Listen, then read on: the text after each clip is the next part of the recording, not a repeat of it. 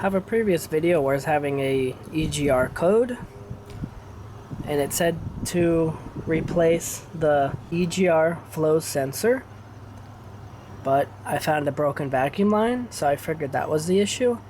So I reset the computer after that, but what happened was a day later, the check engine light came back on. So I'm gonna go ahead and change the sensor, and I was able to find, probably can't see it, but it says F-150, Ford Motor Company. I was able to find an OEM part, which is cool. The link for the part will be in the description if you need to purchase it. On the driver's side of the engine, come back here, here's your power steering Phillip. Right over here, pretty much almost directly across from it, is that sensor right there. It has two 8mm nuts that hold it on. Just socket on there, loosen up the two nuts.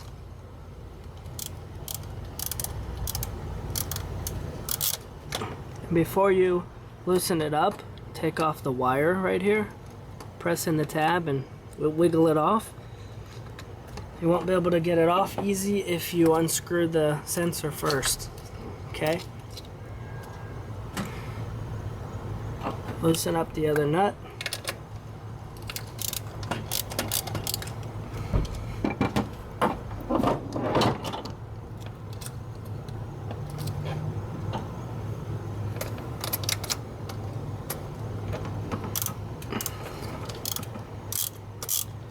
They don't want to come off easy, so you're going to have to use the socket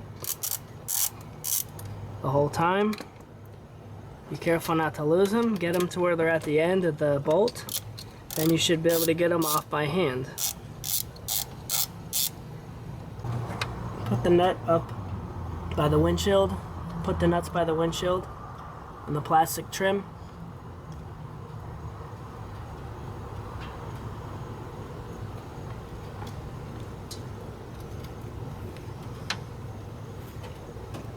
There's two hoses here, which the exhaust gases go in here. That's how it detects the flow. But each one, the inner diameter is different, so you don't have to worry about hooking them up wrong, because the hoses will only fit where they're supposed to go. Now just pull the hoses off.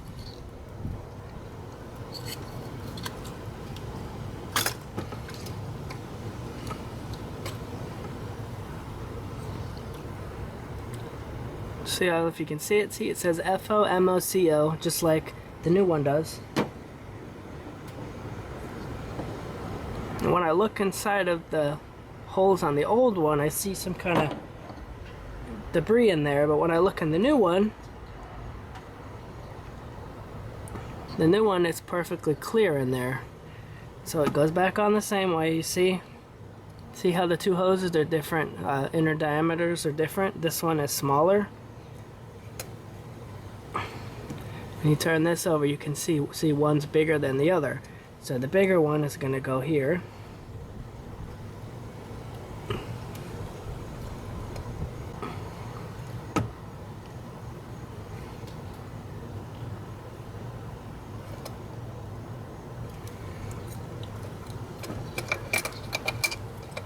Put it there, then carefully screw the nuts on.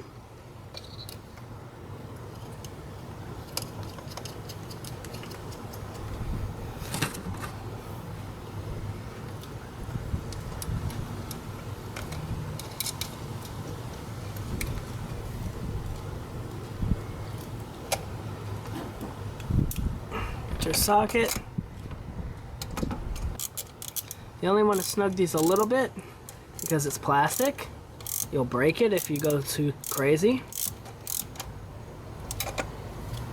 What I like to do is get them all where they're seated first on the sensor body, and then I'll give it a final little snugging. Probably only like 1 foot-pound, maybe, I would say.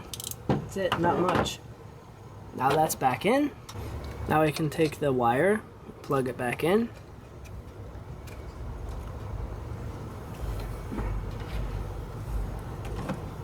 That's it for that. Then I'm going to show you how to reset the computer, just in case you don't know. It's very easy to do. Come over to the battery. You're gonna need a little wrench or pliers. I'm gonna use these pliers.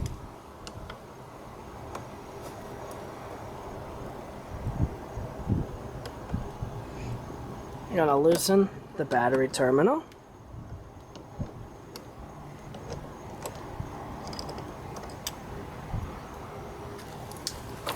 Take it off. Hold it, don't let it touch anything inside the vehicle. And you're going to leave this off for a few minutes. This will erase the computer's memory and any codes that were in the system.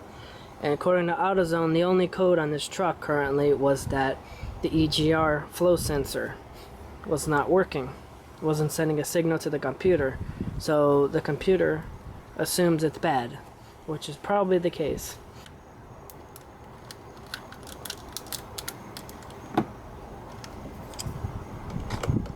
Snug it up.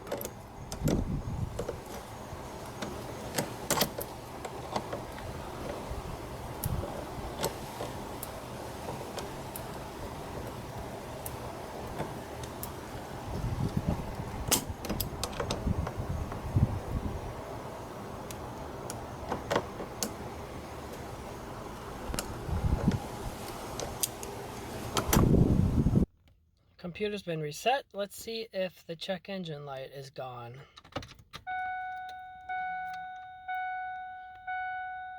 I don't understand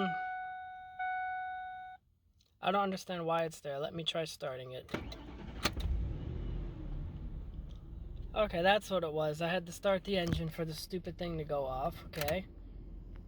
See, it's gone. That's how you restart the computer. That's how you reset the computer. And that's also how you change the E.G.R pressure sensor.